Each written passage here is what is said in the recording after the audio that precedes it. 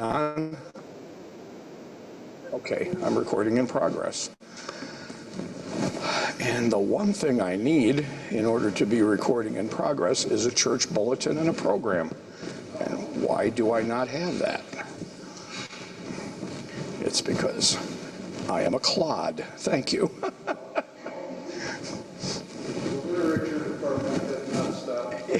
Yes. I didn't get the memo.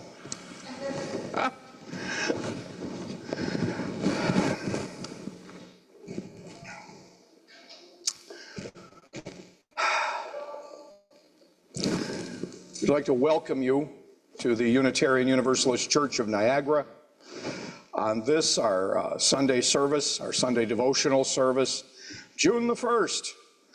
And to begin with our opening words, if you'll please just sit back and relax, open your minds, open your hearts, and hear these words and reflect upon them with me. This is called the Tao. Before creation, a presence existed, self-contained, complete, formless, voiceless, mateless, changeless, which yet pervaded itself with unending motherhood.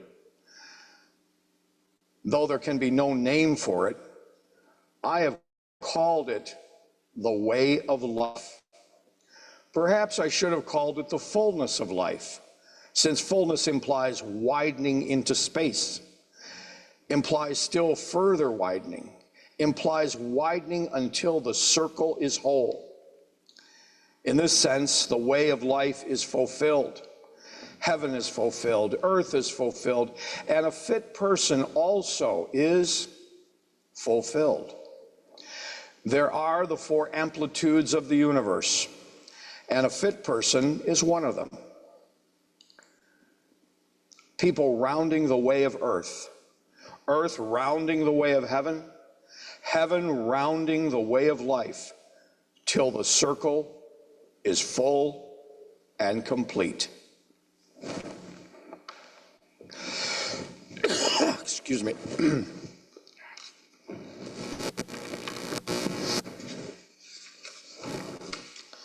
Of course, if you'll turn in your program, there you will find our chalice lighting words.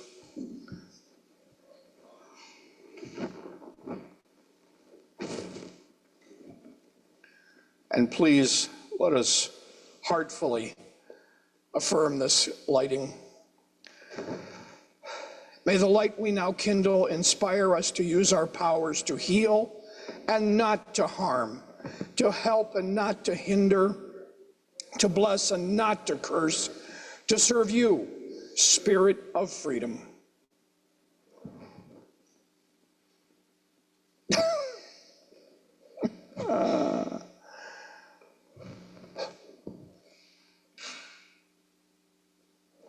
I think we can get some traction out of that flame today. Yep, that looks good.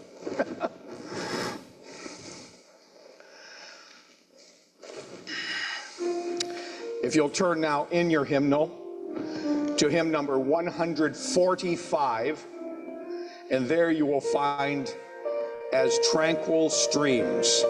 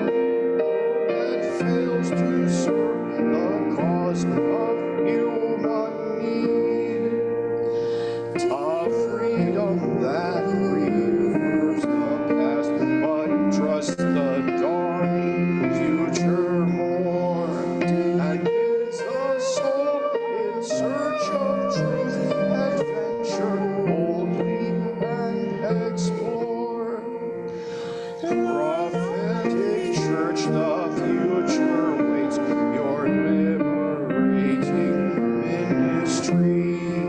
Go forward in the power of love, proclaim the truth that makes us free. Not bad.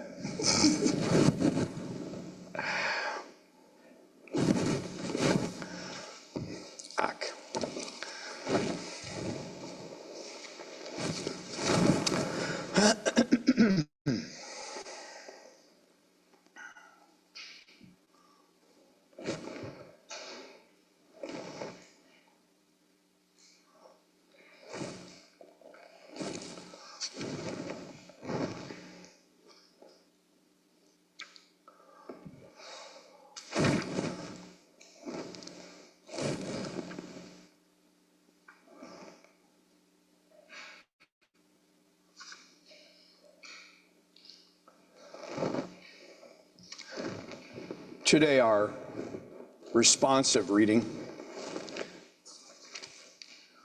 will be number 505. And if you could turn in your hymnal to that particular reading, again, 505 by Thich Nhat Hanh, a great Buddhist thinker and spiritual guide. Let us be at peace with our bodies and our mind. Let us return to ourselves and become wholly ourselves.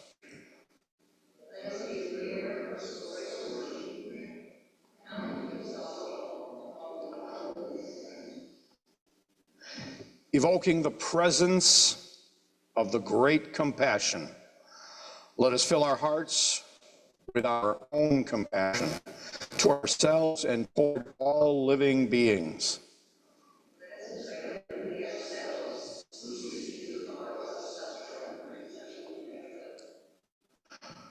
With humility, with awareness of the existence of life and of the sufferings that are going on all around us, let us practice the establishment of peace in our hearts and on earth. Amen. Thank you.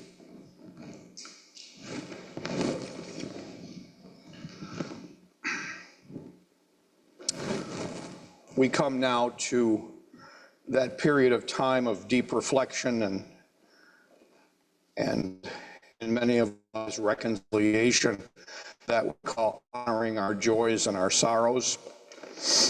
And I find it interesting, as I think I've mentioned this maybe once before, various UU churches I've had the privilege of serving.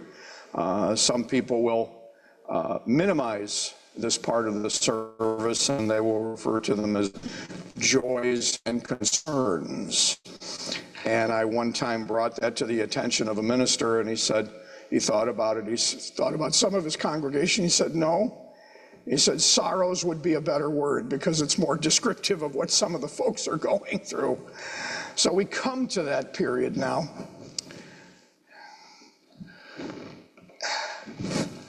Yes, I think I know what, okay.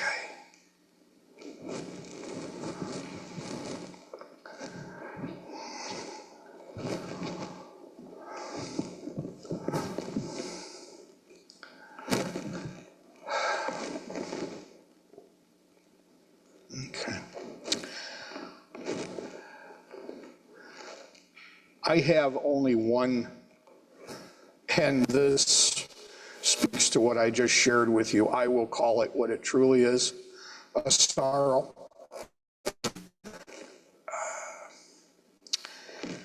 And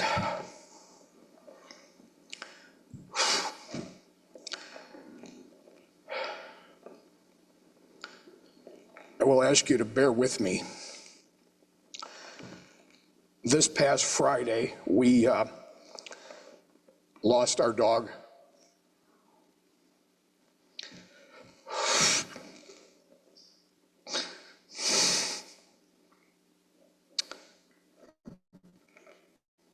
We lost our dog, Shadow. We had lost his father as you know, Buck, January the 6th, and we thought that because Shadow was his son at the age of 9, rather than 14 and a half, we would have at least a couple of years to enjoy his life, and hopefully he would enjoy ours. But unfortunately, within the past 30 days, he developed a cancerous tumor, the likes of which I have never seen before in terms of its ability to take over and destroy a life. So Friday, we had to go to our vet, whom we consider more family than physician, and we had to send Shadow across the Rainbow Bridge.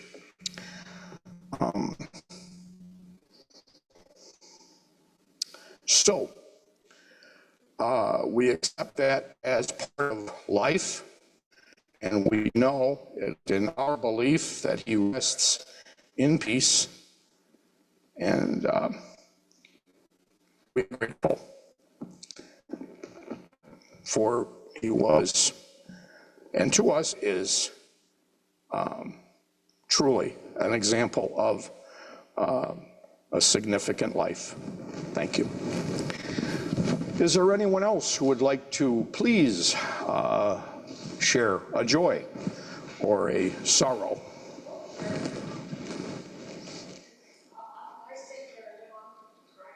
No, it's all right. It's all right.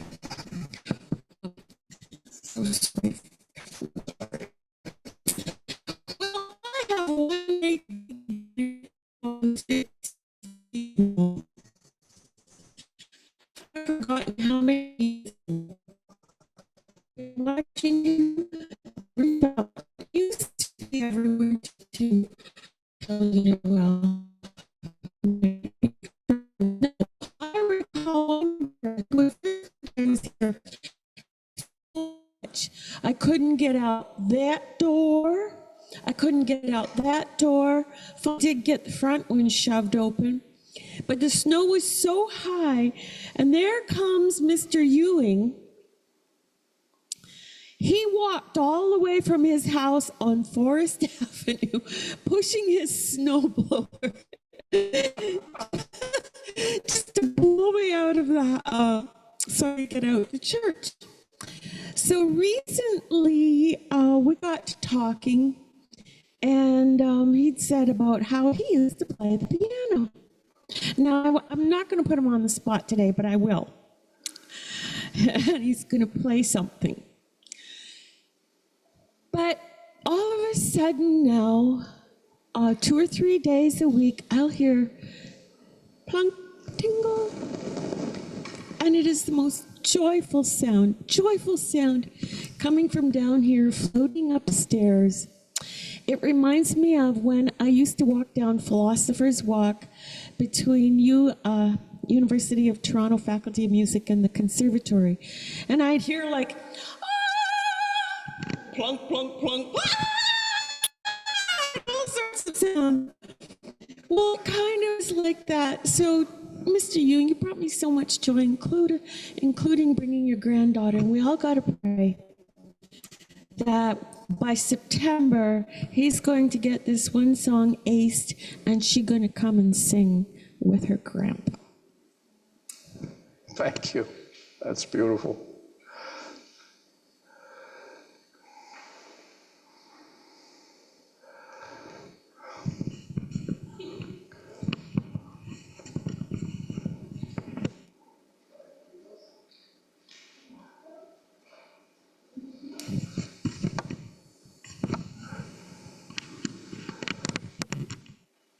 Good morning. Good morning. I hope this is on. My name is Ellen Bird. I am here from the Unitarian Universalist Church of Wichita. I am, thank you. I'm here visiting, staying at my great-grandfather's house. Some of you may remember me from the last time I was here. How many of you know Tom Yachts? That was my great-grandfather's house. and I'm staying there, and I'm seeing Tom and Louise, and I've already seen them once, and some of the other folks in town while I'm here, and my daughter and grandson just arrived yesterday, and we're looking forward to a good visit. So my joy is I'm home, because I was born here. That's beautiful. Thank you.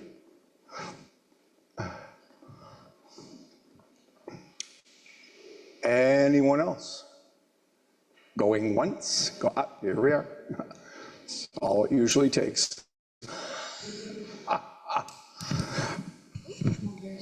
Thank you. I deeply appreciate that. Kind of relating to that, I didn't know if I should say this or not, but we went to a dog show in Dunkirk yesterday, Oh, wow. Cool. and just the joy on my son's face, it's just a fun thing. And I used to have a vastly different idea of dog shows, and I thought it was like mean and everyone should get a rescue and this and that, but if everybody like got from a good breeder, it would not need rescues, but it was just really nice seeing all the dogs and good, and my son was super happy, and it was just a nice time. Thank you. Oh, So is this on? Does it sound like it's on? yes, it's on, yes. All right. So I'm not for sure if you call this a joy, but it was a joy. When I went to Illinois, my sister from California flew into Illinois, and I took a train into Illinois. So us three sisters were together for a couple of weeks. So it ended up kind of being a graveyard tour is what it ended up being. We're older, so grandparents are gone. We saw our grandparents, we saw our parents, we saw our siblings, we saw our friends. And just before I went on this trip, every once in a great while, I Googled to see where my first love is doing. And I found out just before I went on the trip that he had died, and he was buried in right beside where the next town over from where my sister lives. So I told my sisters, let's drive by and find his gravesite. I said, I'd like to see it. He turned out to be a Vietnam vet. He had a Purple Heart. He was an EMT, rescue, water rescue. So he had quite a life I didn't know about. So we drive around this, it's a little tiny cemetery. It's a block, like a square block, in this little town, and there's houses all the way around. Okay, so we drive through there, couldn't find it, but there was a phone number to call. So I called the phone number, and I asked him where his gravesite is. Well, he said he would call me back. So I had my sister's car another day, and this happened to be Nadja's birthday, the 19th of May. Nadja would have been 100 years old. So I'm in the cemetery by myself, take my walker out, I'm in my walker, and I never called me back today. So I am taking my walker, walking up and down the grassy place looking for his gravesite. The guy finally calls me and tells me he'll give me the gravesite at 5 o'clock, which I did find it the next day. But right after he called me, I got another phone call, and it was from a man called Joe. Now, Joe called Nadja for her 99th birthday. Couldn't hardly hear. He's got hearing aids, and he informed me he can't hardly hear. So I was kind of the interpreter between Nadja and him. So he calls me, and I'm standing in the graveyard, been walking up and down for about 20 minutes looking for my first love's gravesite. He calls and he says, I want to wish Nadja a 100th birthday. He says, could I talk to her? And I says, oh, Joe, I'm sorry. She died just before Christmas. And he says, my hearing aids is really bad. I can't really hear you. So I raised my voice and I says, she died. No response. So I raised my voice again, louder. She died. Still no response. So at the top of my voice, in this graveyard, houses all the way around, I'm screaming, she died, she died, she died. finally he hears me. He says, "Oh, she died?" I says, "Yes, I'm sorry. She died at Christmas time." He says, "You know, I really can't hear you, so I'm just going to hang up." I says, "Okay, Joe."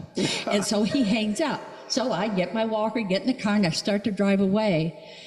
As I'm thinking about what just happened, I thought, there's a woman out there working in the yard, there's houses all the way around, and here's this woman walking up and down, looking at Grace. All of a sudden she stops and she starts screaming, "She died! She died! She died!" That's my story. That was my trip.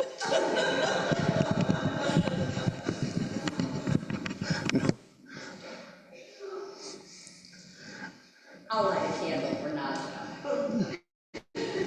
Good idea.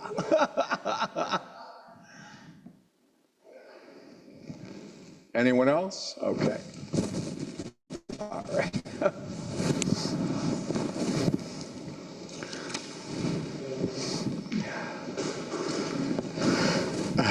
That's fun.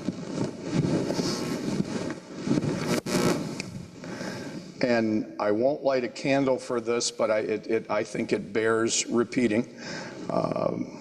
One of our assembly today made me aware of something I normally should be aware of, because I am the high priest of obscura. If it's a trivia or something that nobody knows or cares about, I probably have become aware of it, but I did not know this. But today is the 100th anniversary of the first maiden flight of the Goodyear blimp.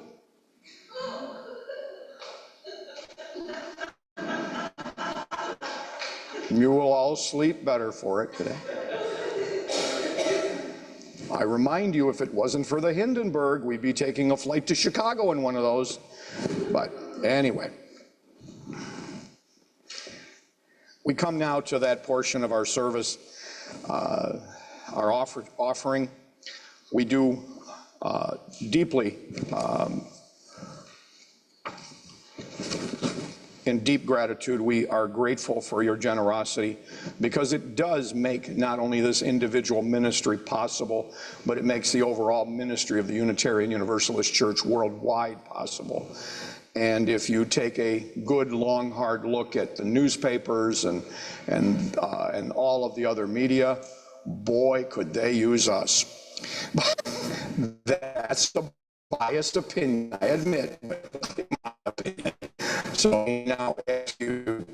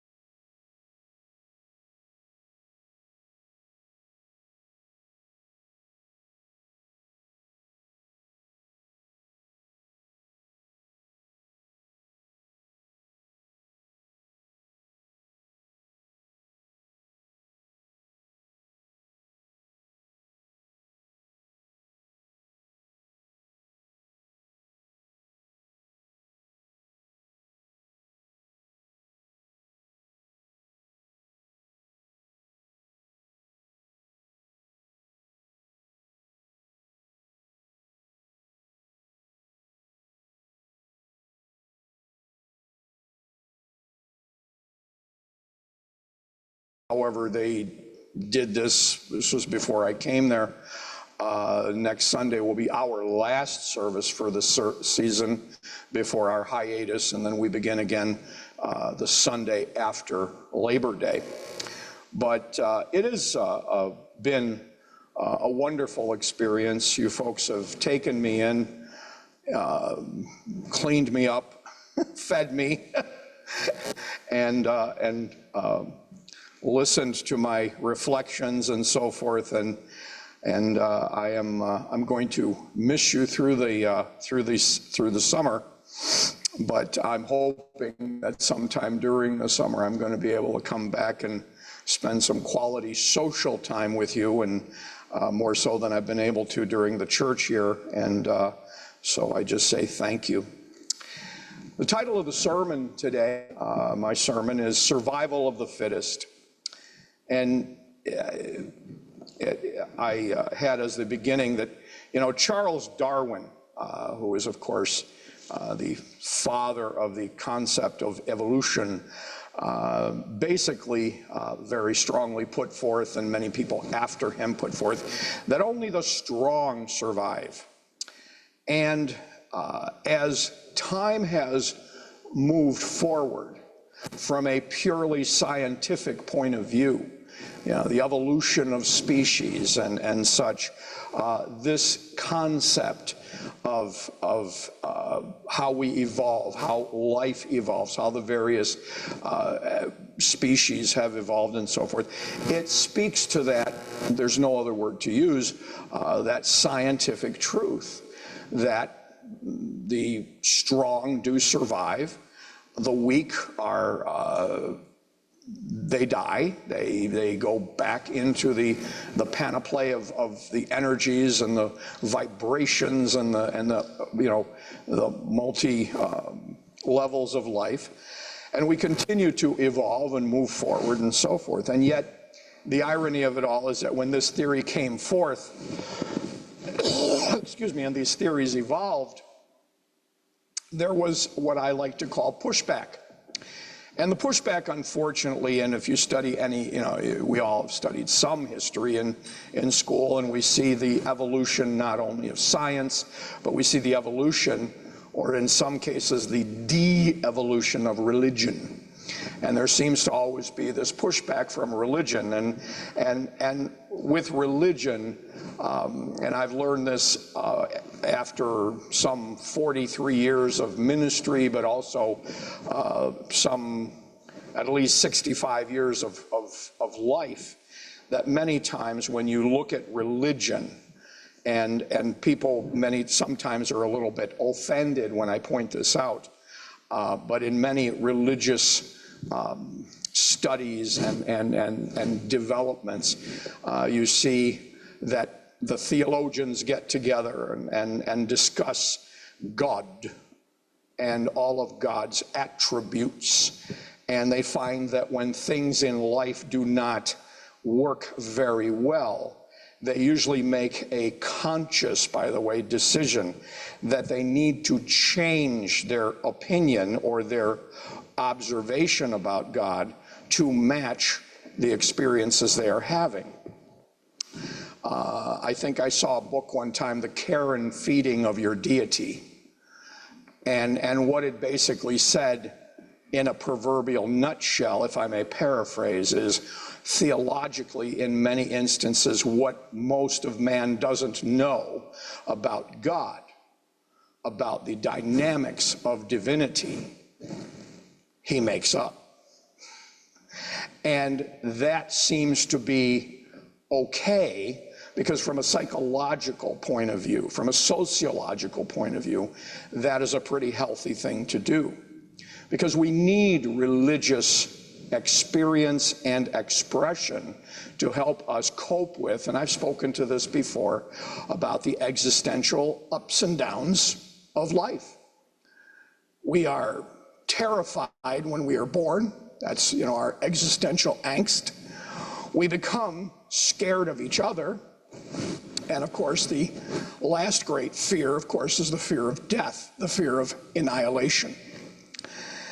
And so we've done that, and more often than not, religion and science have been kind of, again, doing this beautiful waltz, this beautiful dance that sometimes, well, not sometimes, many times, especially during the Dark Ages and what is called medieval periods, it has not ended well. Not ended well at all.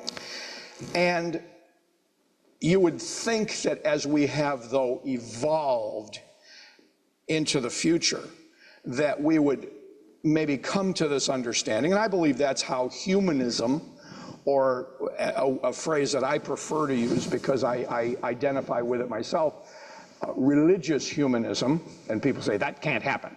Yes, it can. Why? Because I said so. It works for me.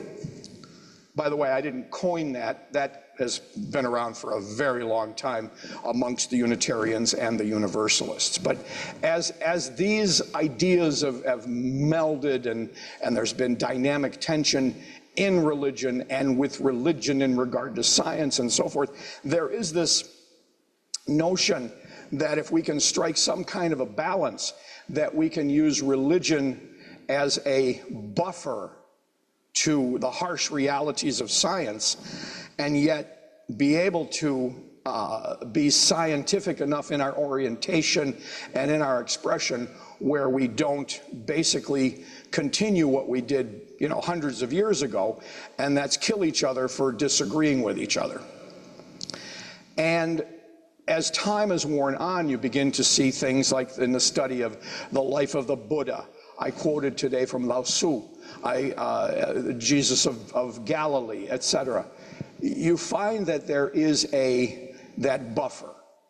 And what is that buffer? Well, frankly, we have, as a faith community, known about this from all of our various faith traditions, because that's been the pushback. And now we, as Unitarian Universalists, have recently concluded. We've even come out, you've seen the new symbol where you have interdependence, equity, transformation, pluralism, generosity, and significantly and almost most importantly, justice. And again, centered around the flaming chalice of what? Love. Self-acceptance, self-love, and ultimately the love that turns itself toward others in order to bring about understanding, balance, a world, and you've heard me say this 100 times if you've heard me say it once, a world that works for everyone, no one left behind, okay? A world where there is dynamic inclusivity, and that's what we have striven for and what we continue to strive for. And yet, ironically enough, there are individuals, whether they be in government, oh no, I said government, or whether they be in just anywhere in our common culture, who fundamentally continue to disagree with this premise that love, no matter what the question, is the answer. They disagree. Now, I've read this and I didn't believe it. I did not believe it. Where a number of ministers, but it's the truth, a number of ministers had gotten together. I imagine that they were, I don't know if you'd call them fundamentalist or evangelical, but let us just call them, Protestant ministers got together and they were discussing, their churches and the progress that they were making within their churches. And the one minister said that he couldn't believe, he got up and he gave a very conscientious and a very sensitive sermon on the Beatitudes, the Sermon on the Mount, the absolute zenith, the vortex of the teachings of the Nazarene. And he had a number of people after the service approach him and say, "Where did you get that left-wing BS?" His eyes widened like you possibly couldn't believe. He says, that was what he said. That was what he meant. That was what he did when he spoke truth, that truth, to power, whether it be the Roman Empire or the Sanhedrin, the hierarchy of his own religious tradition. And you're telling me you don't believe it? Nope. Left-wing propaganda. And so what's beginning to be taught, I shouldn't say taught, but kind of, it seems like it's happening through some kind of a perverse osmosis, is that it is weak to be empathetic. It is childish to be compassionate. I can't even comprehend, because I sometimes just have to close, the book, so to speak, on the subject. I get so angry that it can be that perverted, but to close the book on this idea that if we're not empathetic, if we're not compassionate, if we accept survival of the fittest, whether it be a Yeshua, Jesus, or the Su, or any of the other great spiritual intellects of their day, would say it is not the survival of the fittest, it is the survival of the kindest. It is when we express kindness. The Dalai Lama says, I don't need churches, I don't need holy books, I don't need pulpits, pews, all of these accoutrements. I don't know if he said accoutrements, but anyway. I think he speaks French. But anyway, he said, all I need is loving kindness. That is my religion. What does the term religion mean? It means to bind back. To bind back to what? To that divinity, to that sense of the sacred. Call it God, call it spirit, infinite intelligence. I don't care what you call it. Call it Fred. It doesn't matter. But it is a callback to that consciousness that lets us feel included, lets us feel and encourages us to extend that inclusivity and that mutuality to each and every being, not just human being, that we come in contact with. It's hard. It's hard. And then you get people who will say that it doesn't matter what we have to do to bring forth this idea that empathy is, left-wing babble, or compassion is irrelevant, and the Beatitudes are, left-wing propaganda. Some of these individuals are encouraging, they want to put the 10 Commandments in our children's classrooms, but they want to ignore them because you can almost perceive that they're thinking that thou shalt not kill, or thou shalt not injure, or in any way, that's for somebody else, not for them. So, what to do? What to do?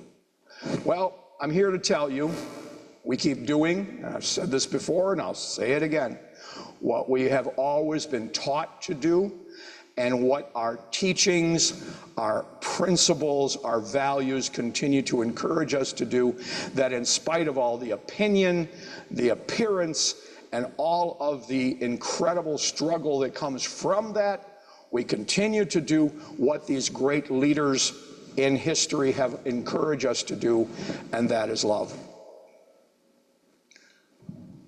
We won't see it in our lifetime. I'll guarantee you that. I don't believe we will. But I do believe that those who continue to persist, never give up, never give in, and never surrender to those things that are anathema to the soul, that those things that are unacceptable to the spirit, unacceptable to our mind, and ultimately to how we can truly build a society, a civilization that finally gets it, that the only way that can be done is through the power of manifest love. Note I said manifest. You gotta do the do. You gotta get the rubber to hit the road. You've gotta do it in spite of your feelings. The great saint, sage, and philosopher George Carlin would say that when it comes right down to it, you gotta have the one power in your heart, and that's called you gotta wanna. You have to want that more than life itself. People say that's impossible. No, it's not. You love your children, you've had children, or have you been in a position where you have been as a parent, as a guardian to a child? Let me tell you something, you know what I'm talking about. Come hell or high water, anything and everything that being needs to be defended, to be helped, to be uplifted, sustained, you will do. Why? Because at the core of your being, you have that sense. You have that eternal spark that says love. And you will love no matter what. You will sacrifice no matter what. And that's another thing that we've got to engage in. The concept of sacrifice. You know, I talk to people who are, I say considerably, well, actually not considerably, a little bit older than I am. And they tell me some of the things they've gone through in their life from, let's say, the turn of the century right on through the First World War, the Second World War. And I hear about the things that they gave up, that they sacrificed for the good of everyone.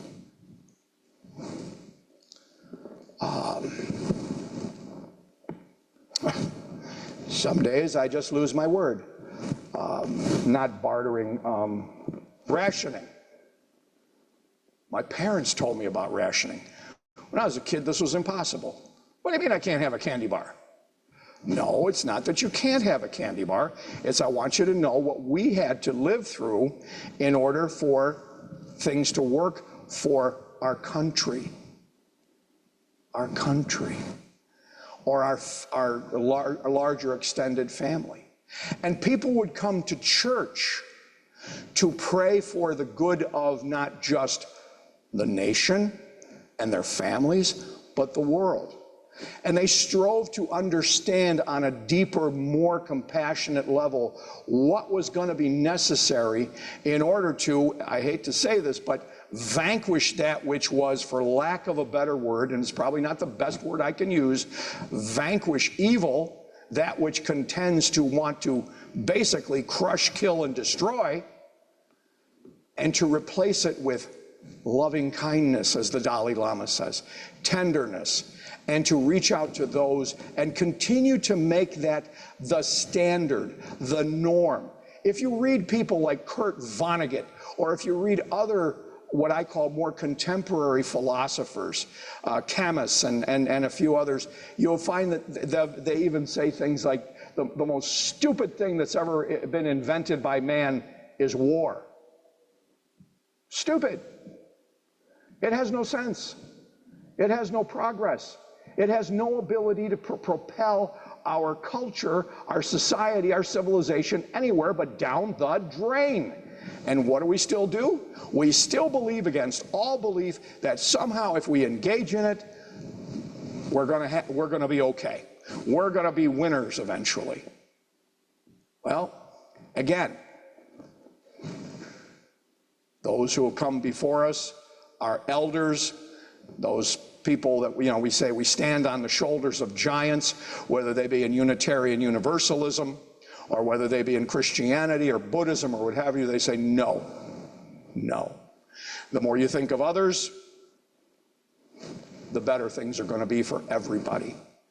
And we teach that to our children. We try to teach it to our children. You did, every single one of you. But let me ask you this. Have you always been able to live up to that standard? The answer? No. Make you a bad person? No. Makes you a human being who is striving to learn a better way. I've quoted at times my minister years ago at our church, Reverend George Buchanan. He said he was always waiting to hear. He says, I'm always trying to listen to my higher my higher angels. So that's what we're striving to do. So instead of allowing ourselves to continue to repeat that old broken record, that old endless loop on tape about those things that have never worked, are not working now, and yet are rearing their ugly head like they've got some possibility of working, and will never work, and just continue to bear down and say, I am not the fittest. I am not perfect, but I don't strive for perfection. I strive for progress. So anytime I have an opportunity to heal, we say it, when we do the candle lighting, help us to heal, not to harm, to help and not to hinder, to bless and not to curse, to serve you, Spirit of freedom or Spirit of life. So, in conclusion, we've all known the answers since probably we were knee-high to a grasshopper. And no, we're not going to accept that poor little fella, I say poor little fella, I'm already being derogatory here, who seems to believe that if he gives up empathy, compassion, and just starts to toughen himself out and takes no prisoners and leaves no survivors, that it's all going to be okay. And we're going to speak our truth to his so-called power. We're going to say, regardless of what you think, regardless of what you say, and even regardless of what you do, we will show love. We will continue to show that which we have been taught, because that's the only formula that has ever truly worked.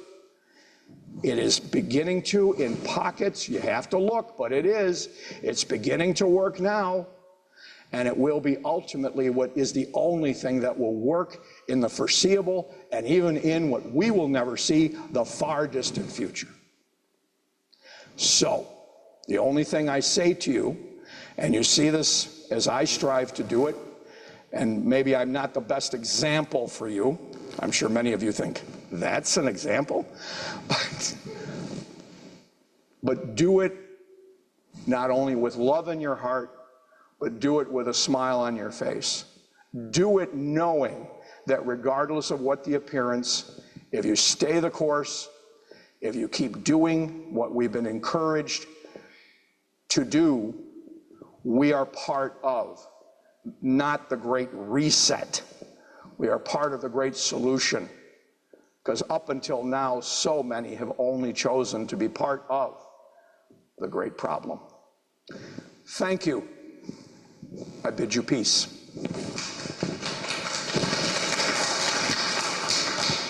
My mother thanks you, my father thanks you, my sister in Peoria. I never had a sister in Peoria. Maybe I did, I don't know. No, thank you so much, I really appreciate it. We now come to our next hymn before we get to announcements and closing words. If you'll turn to hymn in your hymnal to 345. And instead of surviving to be the fittest, we shall rise up to claim the joy of the growing light. 345. You may recognize the melody, but not so much the music, because it's different from the original melody.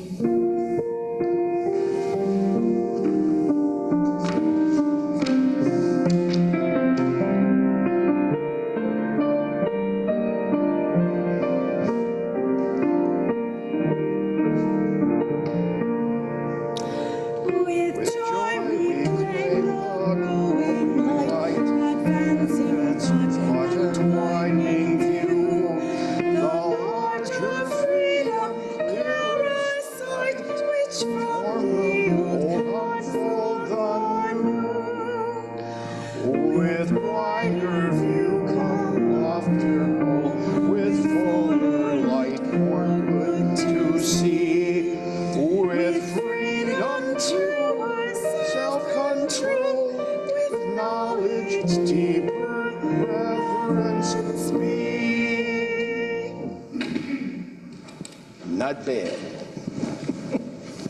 Thank you so much. We would, of course, encourage you and invite you to stay with us after the service. We're going to be gathering downstairs in the social hall for all kinds of goodies. Joan Davis is in charge of our coffee hour today, and I brought a surprise for you. And here's, I call it a living example of how I try to practice what I preach. I'm feeling mighty puny the last few days, and my language of love, of course, is either opening my big mouth and preaching. They're going, is that all you got?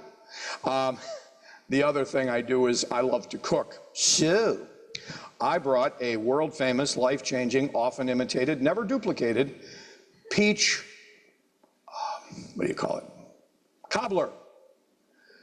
And I even brought whippity cream. So, if that doesn't entice you, I don't know what will. But that is the announcement I have for today. Again, I thank you for your indulgence over this past year, and I love you dearly, and I'm so grateful for all of the influence and impact you have on my life. Is there anyone else who has any announcements? Oh, yes. Sorry. I have a few announcements. Thank you. First, I don't have details yet, but we're going to have a GED graduation here, July 10th. It's going to be on a Thursday in the evening. I'll send out more information for those who want to help out. It's always a beautiful ceremony. We usually get the mayor here. It's wonderful. Next announcement is this Tuesday, Susan Frawley is having a pride blessing in this church for those of you who open the power line. It starts here at 6:30. I think she asked me to come and speak, so I think I'm going to be here. I'll just introduce it. It's a pride blessing, and various community people are going to be coming here and celebrating. Great. Next announcement is the coffee hour list. I sent out a draft and a few people sent me changes. I just wanted to remind you if anybody had any questions or wanted to change it, or if they need a copy of the draft before I make up an official one, just to contact me or email me, or if you need a copy of for next year, the coffee hour and extra list.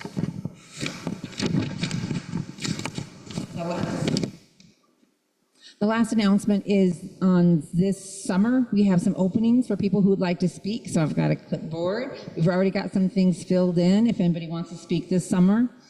We have Snodgrass is going to be joining us twice. Linda Stryker is coming with hers, but we have some openings. I'll leave it out on the narthex if anybody wants to do a summer service.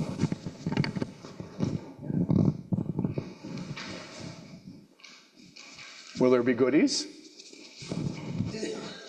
I'm just seeing how motivated I can get here. That's all. Just. Okay.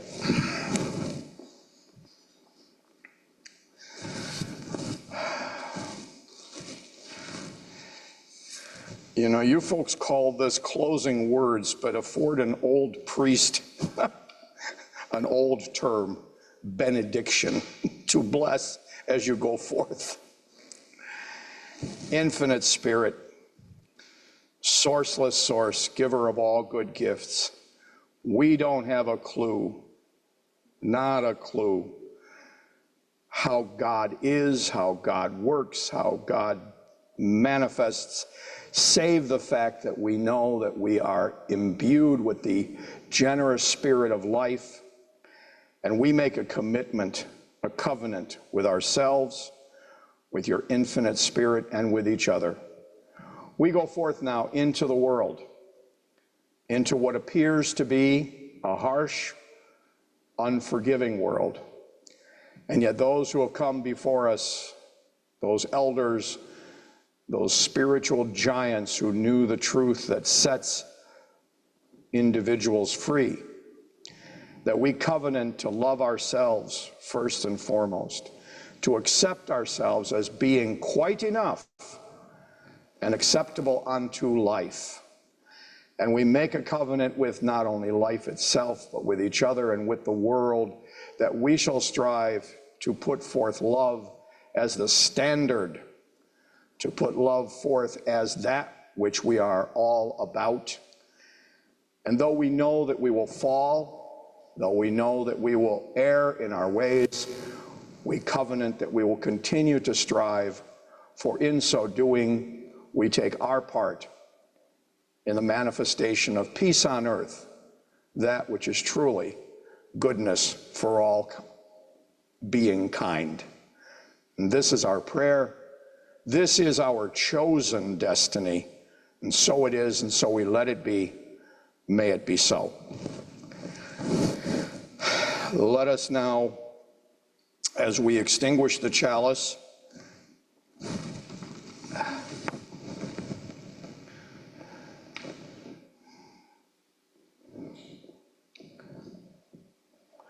we extinguish this chalice, but not the light of truth, the warmth of community, or the fire of commitment. These we carry in our hearts until we are together again. Amen. So Reverend asked me to, well, once we finally remembered what the actual title If was. you can, what's the number? 208. If you can find 208, You might be able to sing along. and you Depends might be on able what to sing I come along, up with. I have faith in you. Sing like you've never sang before. Have you ever sang before? No, that's...